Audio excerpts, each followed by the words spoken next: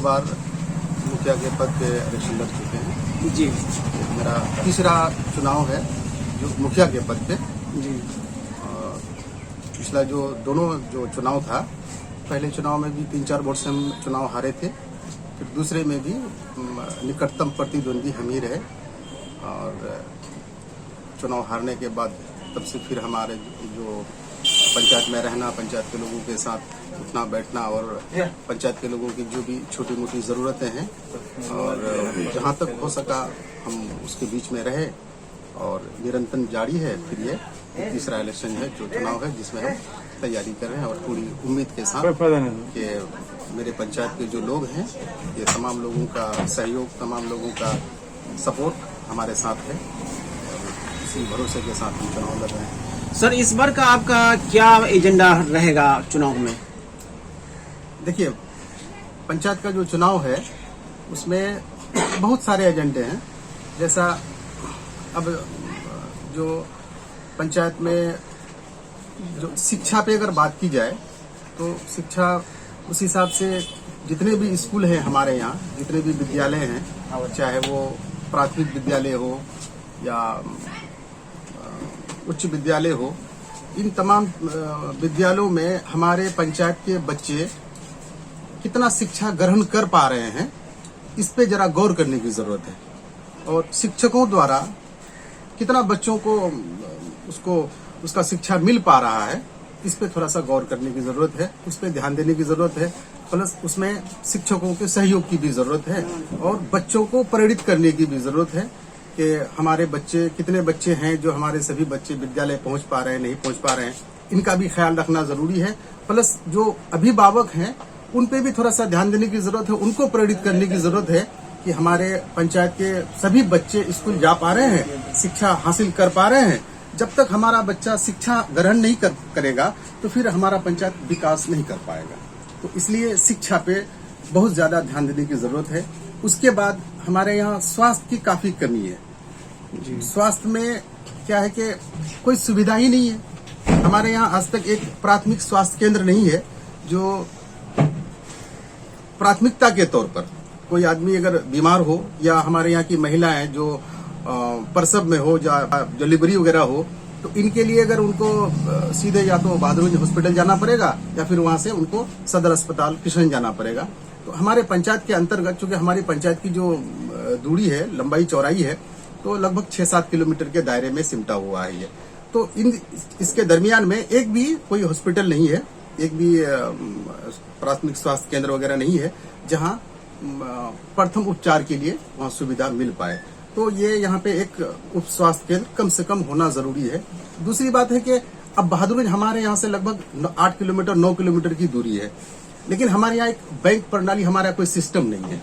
जबकि इतनी बड़ी आबादी है, बगल में कई पंचायत है जो ये पंचायत बिल्कुल मध्य में है और इसके बीच में एक बैंक होना जरूरी है जहाँ पे लोग बहादुरगंज जाना आजकल बहुत दिक्कत है, बहुत कठिनाई हो रही है। और फिर आजकल महिलाएं बैंक से जुड़ी हुई है। जब बैंक से जुड़ी हुई है तो फिर यहाँ अप्रोच करके एक बैंक वगैरह का सिस्टम यहाँ होना चाहिए, बैंक की सुविधा यहाँ होनी चाहिए। उसके बाद है कि भाई हमारे यहाँ की कितनी सड़कें हैं जो लोगों को आने जाने में कितनी परेशानी हो रही है, गली नाली है उसका बहुत बुरा हाल है, जल नल का योजना है इसमें बहुत बुरा हाल है। वो जो विभाग के लोग हैं जल नल पे कुछ ध्यान ही नहीं दे पा रहे हैं और हमारे यहाँ के जो प्रतिनिधि हैं वो जल नल में जिन पदाधिकारियों से उनको बात करनी चाहिए वो उन पदाधिकारियों तक बात नहीं कर पा रहे हैं, उनसे संपर्क नहीं कर पा रहे हैं और जो भी दिक्कतें आ रही है उन दिक्कतों को दूर करने के लिए वो सक्षम नहीं हो पा रहे हैं। तो इन चीजों पे ध्यान देने की बहुत जरूरी है। ये इसलिए भी जरूरी है कि हमारे यहाँ पानी का कोई दूसरा सोर्स है नहीं। हमको जो जल नल की जो सुविधाएं हैं इसी से हमारे यहाँ के लोगों को जो शुद्ध पानी है वो मिलना चाहिए। लेकिन जिस हिसाब से अभी मतलब सरकार की जो उदासीनता है, विभाग की जो उदासीनता है, उसके वजह से जिस हिसाब से जो पानी मिल रहा है ये पानी एक तरह से जहरीला पानी मिल रहा है और इस पानी को पीने के बाद लोग अच्छा क्या होगा भाई, वो और तो बीमार हो जाएंगे। तो इसलिए इस पे ध्यान देने की बहुत जरूरत है। क्या मुद्दा बनेगा आपका इस बार का चुनाव में? देखिए, हमारा जो मूल मुद्दा है वो है मनरेगा योजना, जिसमें सरकार का जो महत्वपूर्ण योजना है मनरेगा योजना, जिसके तहत यहाँ जो मजदूरों का जो पलायन है, पलायन को रोकने के लिए सरकार जो व्यवस्था किया है कि कि यहाँ मजदूरों को काम मिलना चाहिए, लेकिन पूरे पंचायत का जब आप भ्रमण करेंगे ना तो आपको पता चलेगा कि कोई ऐसा मजदूर नहीं है जिसको मनरेगा के तहत उसको दैनिक जो मजदूरी है वो मिल रहा है। तो इसमें मजदूरों को दैनिक जो ये है वो मिलने की बहुत जरूरत है। मानदेय भत्ता मतलब जो है नहीं मिल पा रहा है, क्योंकि हमारे यहाँ का पंचायत का जो आदमी है वो मनरेगा के अंतर्गत काम ही नहीं कर रहा है। तो ये तो मिट्टीकरण वगैरह का जो काम हो, जिससे ज्यादा से ज्यादा मजदूरों को यहाँ काम मिल सके और वो पलायन नहीं करे। पलायन जो वृद्धा पेंशन योजना वगैरह, जो वृद्धा पेंशन में हमारे यहाँ किसको वृद्धा पेंशन मिल रहा है, किनको मिलना चाहिए, उसको हमारे मुखिया के पास कोई प्लानिंग नहीं है। जो प्रतिनिधि है उसके पास प्लानिंग ही नहीं है कि भाई हम कौन से आम सभा कर रहे हैं जिसमें हम ये सुनिश्चित करें कि कितने ऐसे लोग हैं जिनको वृद्धा पेंशन मिलने की जरूरत है, लेकिन उसको वृद्धा पेंशन मिल रहा है।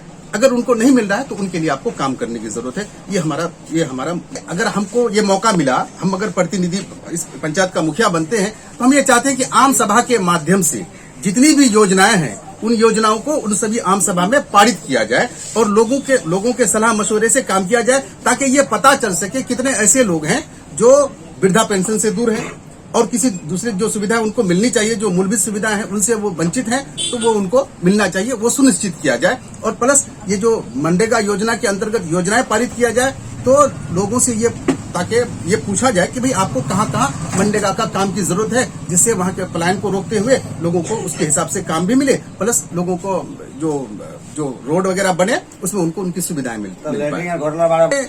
ये शौचालय में इतना ऐसा है कि हमारे यहाँ ODF कर दिया गया है, ये पंचायत के बिल्कुल स्वच्छ है, लेकिन ऐसा नहीं है।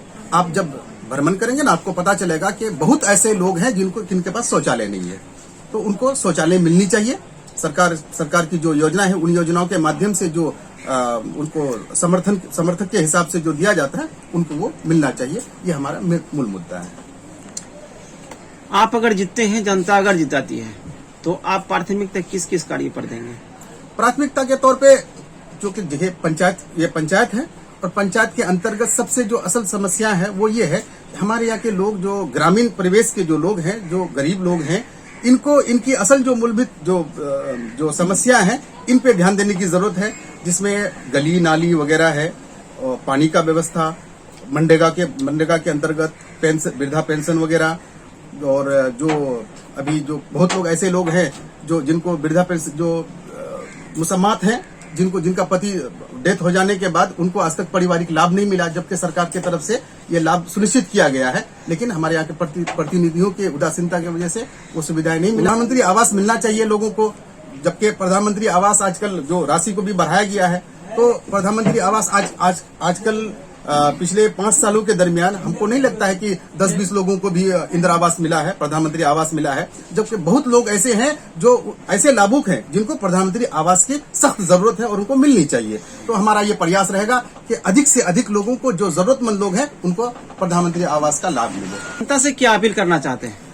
जनता से सबसे पहले तो अभी आने वाले जो दीपावली है, छठ है, इनका बहुत बहुत सबको मुबारकबाद, शुभकामनाएं कि सब बड़ी अच्छे तरीके से ये लोग पर्व मनाएं, क्योंकि उसके बाद फिर हमारा जो पंचायत चुनाव है, हम लोगों से ये अपील करते हैं कि हम पिछले दो टर्म से हम बहुत करीब इलेक्शन हारते आ रहे हैं, लेकिन हारने के बाद भी हम लोगों से कभी दूर नहीं गए।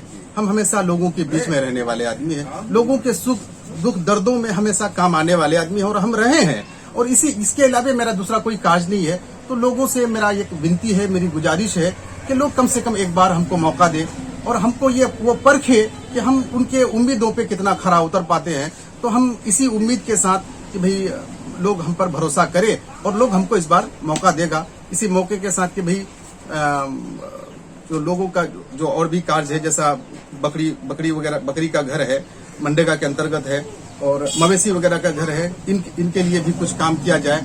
तो हम ये चाह रहे हैं कि गरीबों के भलाई के लिए, गरीबों के उत्थान के लिए मेरी ये दिली ख्वाहिश है, और लोगों के बीच में हम रह रहे हैं, तो इसलिए हम ये चाह रहे हैं, लोगों से उम्मीद करते हैं कि लोग एक बार कम से कम हमको मौका दे, और मुझे उम्मीद भी है कि तमाम लोगों का काफी समर्थन भी है और लोग हमको इस भरोसे के साथ मुझे इसमें कामयाब भी करेंगे। शुभ नाम सर आपका? मिशकात आलम।